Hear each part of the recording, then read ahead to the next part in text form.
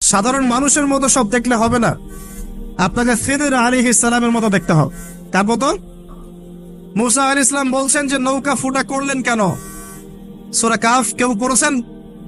সূরা কাহফ পড়েছেন তো? নবী মুসা আলাইহিস সালাম বলছেন নৌকা ফুটা করলেন কেন? তিনি বলছেন নৌকা ফুটা না করলে জলদস্যু নিয়ে চলে যেত।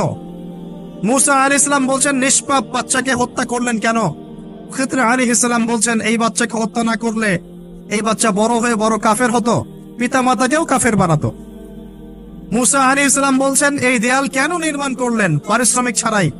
তিনি বলছেন দেয়াল নির্মাণ না করলে এর নিচে থাকা সম্পদ, এতিম বাচ্চাদের সম্পদ মানুষ নিয়ে চলে যেত। তিনটা প্রশ্নেই মুসা আলাইহিস সালাম বাইরের চোখ দিয়ে দেখেছেন, খিদির আলাইহিস সালাম তার ভিতরের চোখ দিয়ে দেখেছেন। এই যুগে যদি আপনি ফিতনা চিনতে চান, দাজ্জালীয় সভ্যতাকে চিনতে চান, তাদের প্ল্যান গুলো বুঝতে চান, স্বাভাবিক দৃষ্টিভঙ্গি দিয়ে দেখলে হবে না, ভিতরের চোখ দিয়ে দেখা শিখতে হবে। এটা সবচেয়ে বড় কথা আজকের মাহফিলে। দৃষ্টিভঙ্গি চেঞ্জ করতে হবে, তারপরে আপনি ফিতনা ধরতে পারবেন, সমাধানও খুঁজে বের করতে পারবেন ইনশাআল্লাহ। তবে বাস্তবতা কি জানেন?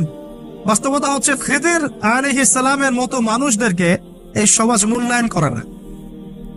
যাদের মধ্যে খিদিরের মতো অন্তর্দৃষ্টি আছে তাদেরকে সমাজ মূল্যায়ন করে না, তাদেরকে মানুষ বলে পাগল। যেমন নবী সাল্লাল্লাহু আলাইহি ওয়াসাল্লামকেও মানুষ বলেছিল মাজনুন, পাগল হয়ে গেছে।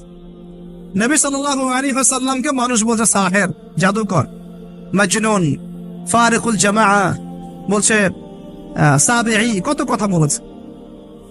আল্লাহ পাক আমাদের সবাইকে কোরআন সুন্নাহ ভিত্তিক জ্ঞান অর্জন করার তৌফিক দেন এবং খিদির আলাইহিস সালামের মতো অন্তর্দৃষ্টি ধারণ করার তৌফিক দান করুন।